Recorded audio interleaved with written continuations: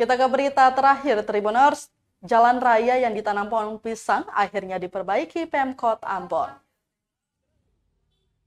Badan jalan di kawasan Kebun Cengkeh akhirnya diperbaiki pasca protes para supir angkot Senin 2 Oktober 2023. Pantauan Tribunambon.com Rabu 4 Oktober 2023, badan jalan yang sebelumnya terdapat beberapa lubang berukuran besar itu kini tak ada lagi.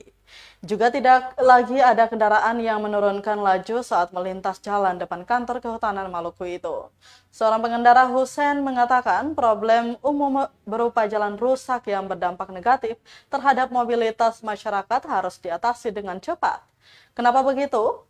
Jangan sampai ada anggapan bahwa pemerintah kota atau Pemkot menunggu peristiwa naas terjadi baru ditangani.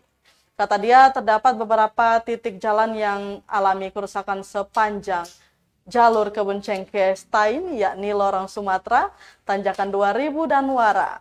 Diberitakan sebelumnya, salah seorang supir angkot nekat menanam pohon pisang di tengah jalan sebagai bentuk protes lantaran kerusakan jalan urung diperbaiki.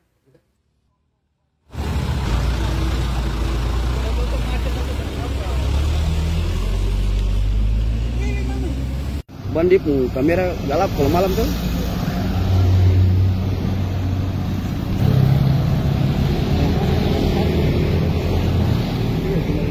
Berarti Fandi sudah siapkan situ.